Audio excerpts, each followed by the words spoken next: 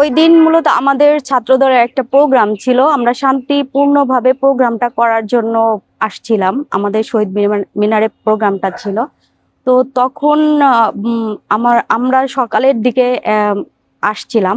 আসার পরে প্রথমে আমাদের ছাত্রলীগ ঢুকতে দেয় নাই, চারপাশ দিয়ে আর কি ঘেরাও করে রেখেছিল। তো তারপরেও আমরা ফাঁকে ফুঁকে দিয়ে সবাই আর কি ঢোকার চেষ্টা করেছিলাম শহীদ মিনারের এইখানে। তো যখন আমরা ঢুকতে যাই তখন আমাদের মানে ছাত্রলীগ আমাদের উপরে হামলা করে। হামলা করার পর আমাদের সবাই যার যার মতো সেই ছড়াই ছিটাই যার যার দিকে সেই চলে যায়। আমরা এবার আরেকবার বের হব যে এই রাউন্ডে দেখি কি হয়, আমরা শহীদ মিনারে ঢুকতে পারি কিনা। তখন অনেকক্ষণ প্রায় ঘন্টা দুয়েক পরে আমরা ওইখান থেকে যে একটু শান্ত হয়ে আসলো পরিবেশটা, তখন আমরা আর কি ইসে থেকে ওই মেডিকেল থেকে আমরা আর কি এই সাইড দিয়ে ঢাকা মেডিকেলের এই সাইডের গেট, পিছনের গেট দিয়ে সামনের দিকে আমরা এই দোয়েল চত্বরে এই পর্যন্ত আসি আর কি। আসার পরিপ্রেক্ষিতে এইখান থেকে শহীদ মিনারের এই সাইড দিয়ে আপনার ছাত্রলীগ মানে প্রচুর ছাত্রলীগ, ওইখানে ছাত্রলীগ যুবলীগ সব মানে একসঙ্গে যায়, সেটা ওরা এই সাইডে দাঁড়িয়েছিল। তো দাঁড়ানোর পরে আমরা এই সাইডে খুব একটা মানুষ ছিল না, আমাদের অল্প কিছু মানুষ, আমরা এই সাইড দিয়ে দোল চত্বরের এখান দিয়ে আসছিলাম। তখন মানে ওই সাইড থেকে আমরা যে ঢুকতে যাচ্ছি আমাদের উপরে ছাত্রলীগ ইট পাটকেল মারা শুরু করলো। তো তখন আমরাও আর কি, ওরা যে ইট পাটকেল মারছিল আমরা ওইটা নিয়ে নিয়েই ওদেরকে মারছিলাম। তো মারার এক পর্যায়ে অনেকক্ষণ ধাওয়া পাল্টা ধাওয়া হচ্ছিল। এর মধ্যে এক পর্যায়ে মানে দৌড়, মানে ওরা যখন ধাওয়া দিয়েছে আমরা দৌড়ে আর কি পালাচ্ছিলাম।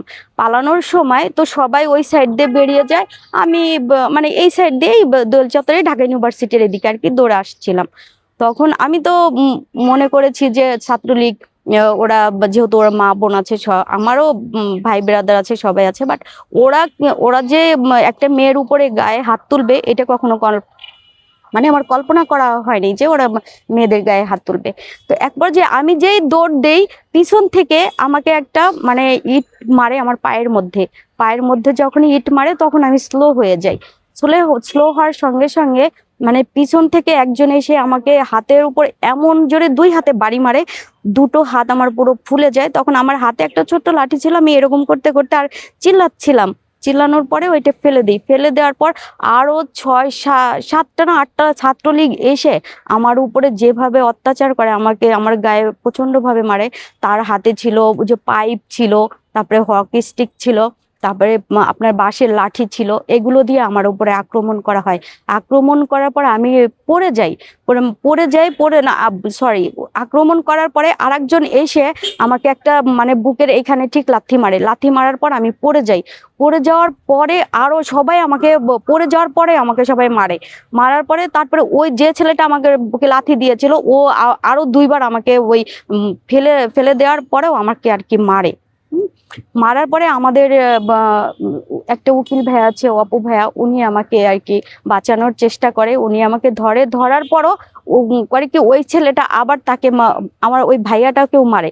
বলে আমি যে লাস্টে উঠে আমাকে নিয়ে যাচ্ছিল, নিয়ে যাওয়ার পরে আমাকে পিছন থেকে একটা আমার কোমরের সাইড দিয়ে অনেক জোরে একটা বাঁশ দিয়ে বাড়ি দেওয়ার পরে ওইটার পর থেকে আজ পর্যন্ত আমি সোজা হয়ে মানে সকালে যে ঘুমের থেকে ওঠার পরে আমি আজ পর্যন্ত দাঁড়াতে পারি না।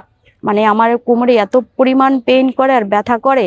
তো যাই হোক, ওইটা হওয়ার পরে আমাকে নিয়ে যায় ঢাকা মেডিকেলে।